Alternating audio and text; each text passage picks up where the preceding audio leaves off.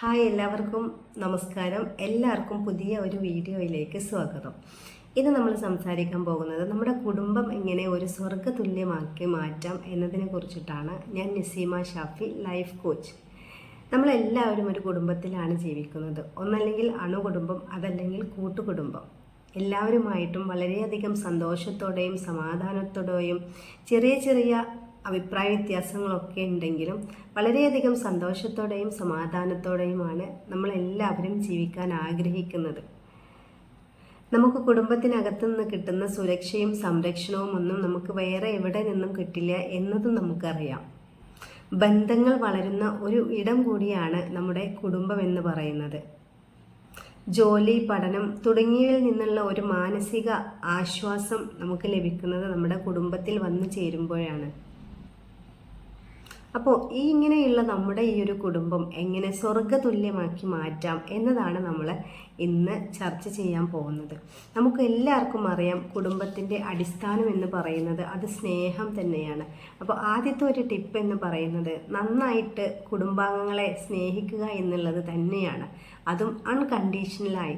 നമുക്ക് തിരിച്ച് കിട്ടുമോ ഇല്ലയോ എന്ന് നോക്കേണ്ട ആവശ്യം നമുക്കില്ല. നമ്മളെല്ലാവരെയും, നമ്മുടെ കുടുംബത്തിനകത്തുള്ള എല്ലാവരെയും നമ്മൾ ആത്മാർത്ഥമായിട്ട് സ്നേഹിക്കുക. സ്നേഹം എന്ന് പറയുന്നതാണ് കുടുംബ ബന്ധത്തിൻ്റെ അടിസ്ഥാനം. ഈ ഒരു സ്നേഹം തുല്യ ആളുകൾക്ക്, അതായത് ഈ ഒരു സ്നേഹം നമ്മുടെ കുടുംബാംഗങ്ങൾക്കിടയിൽ ലഭിക്കുമ്പോൾ നമ്മൾ തമ്മിൽ ഒരു ഒത്തൊരുമയും ആ അംഗങ്ങൾ തമ്മിൽ ഒരു ഐക്യവും ക്രിയേറ്റ് ചെയ്യാൻ വേണ്ടിയിട്ട് സാധിക്കും. രണ്ടാമതായിട്ട് പറയാനുള്ളത് നമ്മുടെ ആശയവിനിമയം മികച്ചതാക്കുക എന്നുള്ളതാണ്. ആശയവിനിമയം എന്ന് പറയുമ്പോൾ നമ്മുടെ ഒരു നോട്ടമോ ഒരു ഭാവമോ അതോടൊപ്പം സംസാരമോ ഇതെല്ലാം ആശയവിനിമയത്തിൽ പെടുന്നതാണ്. ഈ കുടുംബാംഗങ്ങൾ തമ്മിലുള്ള ആശയവിനിമയം മികച്ചതാക്കുക എന്നുള്ളത് ഓരോ കുടുംബാംഗങ്ങളുടെയും ഓരോ ഫാമിലി മെമ്പേഴ്സിൻ്റെയും ചുമതലയാണ്. ഈ ആശയവിനിമയം മികച്ചതാക്കുന്നതിലൂടെയാണ് അവിടെ ഒരു നല്ല ഒരു ബന്ധം ക്രിയേറ്റ് ആവുന്നത്. എല്ലാവരോടും മനസ്സ് തുറന്ന് ശാന്തമായി ആശയവിനിമയം നടത്തുക എന്നുള്ളതും നമുക്ക് അത്യാവശ്യമായിട്ടുള്ള കാര്യം തന്നെയാണ്. നമുക്ക് പെട്ടെന്നൊരു ദേഷ്യമോ കാര്യമോ വന്നു, അത് നമ്മൾ അതേപടി നമ്മൾ പ്രകടിപ്പിക്കാതെ ശാന്തമായിട്ടുള്ള രീതിയിൽ കാര്യങ്ങൾ പറഞ്ഞ് മറ്റുള്ളവരെ ബോധ്യപ്പെടുത്തുക. മറ്റുള്ളവരോട് സംസാരിക്കുമ്പോഴും ആ ഒരു ശാന്തത നമ്മുടെ വാക്കിലും നമ്മുടെ നോട്ടത്തിലും നമ്മുടെ പ്രവൃത്തിയിലും നമ്മൾ കൊണ്ടുവരിക എന്നുള്ളതും വലിയ മഹത്വമുള്ള കാര്യം തന്നെയാണ്. അടുത്തതായിട്ട് പരസ്പരം ബഹുമാനം പുലർത്തുക എന്നുള്ളതും നമ്മുടെ കുടുംബം സ്വർഗ്ഗതുല്യമാക്കാൻ വേണ്ടിയിട്ട് നമുക്ക് ചെയ്യാൻ പറ്റുന്ന കാര്യമാണ്. പരസ്പരം ബഹുമാനത്തോടെ എല്ലാവരും ഇരിക്കുക. ഇനി അണുകുടുംബമായിക്കൊള്ളട്ടെ കൂട്ടുകുടുംബമായിക്കൊള്ളട്ടെ ഓരോ അംഗത്തിനെയും നമ്മൾ ബഹുമാനിക്കാൻ പഠിക്കുക എന്നുള്ളത് നമുക്ക് കുടുംബം സ്വർഗ്ഗതുല്യമാക്കി മാറ്റാൻ വേണ്ടിയിട്ടുള്ള ഒരു ടിപ്പാണ്. അടുത്തതെന്ന് പറയുന്നത് ക്വാളിറ്റി ടൈം എന്നുള്ളതാണ്. ഇന്ന് നമ്മൾ പലപ്പോഴും തിരക്കുകളിലേക്ക് പോയിക്കൊണ്ടിരിക്കുകയാണ്. ഓരോരുത്തർക്കും അവരുടേതായ തിരക്കുകളുണ്ട്. ഈ ഒരു തിരക്കിനിടയിൽ കുടുംബവും ഒന്നിച്ച് നമുക്ക് ഇരിക്കാനുള്ള ടൈം വളരെയധികം കുറഞ്ഞുകൊണ്ടിരിക്കുകയാണ്. കൂടാതെ നമ്മുടെ മൊബൈൽ ഫോണിൻ്റെയും ബാക്കി സോഷ്യൽ മീഡിയകളുടെയും എല്ലാം അമിത ഉപയോഗം കാരണവും ഇന്ന് കുടുംബങ്ങളിൽ ക്വാളിറ്റി ടൈം, കുടുംബാംഗങ്ങളും ഒന്നിച്ചുള്ള ഒരു ടൈം എന്ന് പറയുന്നത് വളരെയധികം കുറഞ്ഞുകൊണ്ടിരിക്കുന്ന ഒരു ടൈമാണ്. അപ്പം ഈ ഒരു ക്വാളിറ്റി ടൈം നമ്മൾ നമ്മുടെ ലൈഫിൽ പകർത്താൻ വേണ്ടിയിട്ട് പ്രത്യേകം ശ്രദ്ധിക്കണം. എങ്കിലേ നമ്മുടെ കുടുംബാംഗങ്ങൾ, ഫാമിലി മെമ്പേഴ്സുമായിട്ടുള്ളൊരു ബോണ്ട് നമുക്ക് ഉണ്ടാവുകയുള്ളൂ. അപ്പോൾ ഒരു ദിവസത്തിൽ ഒരു അരമണിക്കൂറെങ്കിലും എല്ലാവരും ഒന്നിച്ചിരുന്ന് കഥകൾ പറയാനും എല്ലാവരും ഒന്നിച്ചിരുന്ന് സംസാരിക്കാനുള്ളൊരു ടൈം നമുക്ക് കണ്ടെത്താം. ഈ ക്വാളിറ്റി ടൈം സ്പെൻഡ് ചെയ്യുന്നതിലൂടെ അംഗങ്ങൾ തമ്മിലുള്ള പരസ്പര വിശ്വാസവും പരസ്പര സ്നേഹവും വർദ്ധിക്കാൻ ഇടയാകും. അടുത്തൊരു ടിപ്പാണ് ക്ഷമിക്കുക, സഹിക്കുക എന്നുള്ളത്. നമുക്കറിയാം, നമ്മളൊക്കെ ഓരോരോ മനുഷ്യരാണ്. നമ്മളെ ഭാഗത്തു നിന്നും തെറ്റുകൾ പറ്റും. ചിലപ്പോൾ ചില സമയത്ത് നമുക്ക് പല അബദ്ധങ്ങളും പറ്റും. അപ്പോൾ ഈ അബദ്ധങ്ങളൊക്കെ, നമ്മൾ ചെയ്യുന്ന അബദ്ധങ്ങൾ മറ്റുള്ളവർക്ക്, നമ്മൾ ചെയ്യുന്ന തെറ്റുകൾ മറ്റുള്ളവർക്ക് ബുദ്ധിമുട്ടാവുന്നുണ്ടെങ്കിൽ അവരോട് ക്ഷമ ചോദിക്കുക. അതോടൊപ്പം തന്നെ മറ്റുള്ളവർ ചെയ്യുന്ന തെറ്റുകൾ നമുക്ക് ബുദ്ധിമുട്ടാവുന്നുണ്ടെങ്കിൽ നമുക്ക് അവർക്ക് ക്ഷമ കൊടുക്കുകയും ചെയ്യാം. ക്ഷമിക്കാനും സഹിക്കാനും കഴിയുക എന്നുള്ളത് വലിയൊരു ക്വാളിറ്റി തന്നെയാണ്. നമുക്ക് എത്ര തെറ്റ് നമ്മോട് ചെയ്തവരാണെങ്കിലും അവർക്ക് നമ്മൾ മനസ്സറിഞ്ഞ് മാപ്പ് കൊടുത്ത് ക്ഷമിച്ചു കൊടുക്കുക എന്ന് പറയുന്നതും വലിയ കാര്യമാണ്. അതെല്ലാവർക്കും ചെയ്യാൻ പറ്റും എന്നല്ല, പക്ഷെ ഈ ഒരു സംഭവം ചെയ്തു കഴിഞ്ഞാൽ മറ്റുള്ളവരോട് ക്ഷമിക്കുകയും മറ്റുള്ളവർക്ക് സഹിച്ചു കൊടുക്കുക എന്നുള്ളത് നമ്മുടെ ഒരു പേഴ്സണാലിറ്റിയുടെ ഒരു വലിയൊരു കാര്യം തന്നെയാണ്. നമ്മുടെ ഒരു പേഴ്സണാലിറ്റിയുടെ ഒരു ഗുണം തന്നെയാണ്, ഒരു വലിയ ഗുണം തന്നെയാണ് ക്ഷമിച്ചു കൊടുക്കുക, സഹിച്ചു കൊടുക്കുക എന്നുള്ളത്. ഈ ക്ഷമിക്കുന്നതിലൂടെ നമ്മളാണ് റെഡിയാവുന്നത്. നമുക്കറിയാം, വലിയ വലിയ തെറ്റുകൾ നമ്മളെ അടുത്ത് പലരും ചെയ്തിട്ടുണ്ടെങ്കിൽ പോലും, ഫാമിലി മെമ്പേഴ്സ് ചെയ്തിട്ടുണ്ടെങ്കിൽ പോലും, നമ്മളത് ക്ഷമിച്ചു കൊടുക്കുന്നതിലൂടെ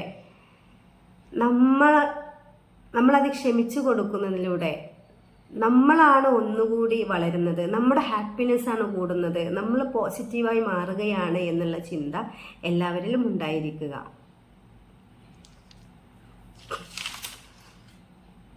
അടുത്തതായിട്ട് പോസിറ്റീവ് രീതിയിൽ വിമർശിക്കുക എന്നുള്ളത്. നേരത്തെ പറഞ്ഞ പോലെ തന്നെ പലരിടത്തും തെറ്റുണ്ടാവാം, പല അബദ്ധങ്ങളും പല കാര്യങ്ങളും ലൈഫിൽ ഉണ്ടായിരിക്കാം. പക്ഷേ അതെല്ലാം നമ്മൾ പെട്ടെന്നങ്ങ് നീ ചെയ്തത് തെറ്റാണ് എന്നുള്ള രീതിയിൽ അവരെ ഭയങ്കര വിഷമിപ്പിക്കുന്ന രീതിയിൽ സംസാരിക്കാതെ പോസിറ്റീവായിട്ടുള്ള രീതിയിൽ അതിൻ്റെ കാര്യകാരണങ്ങൾ പറഞ്ഞു കൊടുത്ത് നമുക്ക് അവരടുത്ത് സംസാരിക്കാം. അതായത് കുറ്റം പറയുകയില്ല, നിർദ്ദേശങ്ങൾ വെക്കുകയാണ് എന്നുള്ള രീതിയിൽ നമുക്ക് കാര്യങ്ങൾ പറഞ്ഞു കൊടുക്കുമ്പോൾ ഒന്നും കൂടെ ആ ഒരു റിലേഷൻഷിപ്പ് അവിടെ സ്മൂത്തായിട്ട് പോവാൻ പറ്റും. അതോടൊപ്പം തന്നെ ആത്മീയ കാര്യങ്ങളിൽ നമ്മൾ കുടുംബവും ഒന്നിച്ച് നമ്മൾ ചെയ്യുകയാണെങ്കിൽ നമുക്ക് നല്ലൊരു അണ്ടർസ്റ്റാൻഡിങ് ആ ഒരു കുടുംബത്തിൽ നല്ലൊരു സ്നേഹം നമുക്ക് കാണാൻ വേണ്ടിയിട്ട് സാധിക്കും.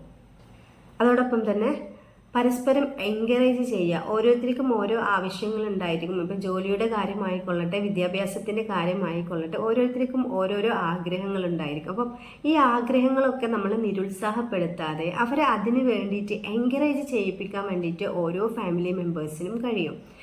അപ്പോൾ ഈ രീതിയിൽ തൻ്റെ ഫാമിലി മെമ്പറെ നമുക്ക് എൻകറേജ് ചെയ്യിപ്പിക്കുന്നതിലൂടെ അവരുടെ ഒരു ലക്ഷ്യത്തിലേക്ക് കൂടിയുള്ള ഒരു വഴിയാണ് നമ്മൾ അവിടെ തുറന്നിടുന്നത്. അപ്പോൾ പരസ്പരം നിരുത്സാഹപ്പെടുത്താതെ ഫാമിലി മെമ്പേഴ്സുമാരെ പല കാര്യങ്ങളിലും നിങ്ങൾ എൻകറേജ് ചെയ്യാൻ വേണ്ടിയിട്ട് പ്രത്യേകം ശ്രദ്ധിക്കുക. പിന്നെ പ്രധാന ഒരു കാര്യമുള്ളത്, പലപ്പോഴും നമ്മൾ ഫുഡ് കഴിക്കുന്ന രീതിയൊക്കെ എല്ലാവരും ഓരോരോ പ്രാവശ്യം ഓരോരോ തവണ ഓരോരോ ആളുകളായിട്ടാണ് ഫുഡ് കഴിക്കുന്നത്. അപ്പോൾ ഇനി മുതൽ അതൊന്ന് സ്റ്റോപ്പ് ചെയ്തിട്ട് കുടുംബത്തിലുള്ള എല്ലാവരും കൂടി ഇരുന്ന് ഒരു നേരത്തെ ഭക്ഷണമെങ്കിലും കഴിക്കാൻ വേണ്ടിയിട്ട് നിങ്ങൾ ശ്രദ്ധിക്കുക. ഭക്ഷണത്തിലൂടെയാണ് നമ്മുടെ മനസ്സിലോട്ടുള്ള ഒരു പാത എന്ന് പലരും പറയുന്നത് കേട്ടിട്ടുണ്ട്. ഭക്ഷണം ഒരുമിച്ച് കഴിക്കുന്നതിലൂടെ ബന്ധങ്ങൾ ഊഷ്മളമാക്കാനും സാധിക്കും. അപ്പോൾ ഇത്രയും കാര്യങ്ങളാണ് നമ്മുടെ ഒരു കുടുംബം സ്വർഗതുല്യമാക്കി മാറ്റാൻ വേണ്ടിയിട്ട് നമുക്ക് ചെയ്യാൻ പറ്റുന്ന കാര്യങ്ങൾ. അതായത് ഇവിടെ നമ്മൾക്ക് ഓരോ അംഗത്തിനും ഈ കാര്യങ്ങൾ ചെയ്യാം, ഓരോ അംഗത്തിനും ഈ കാര്യങ്ങൾ മറ്റുള്ള അംഗങ്ങൾക്ക് വേണ്ടിയിട്ട് ചെയ്യാം.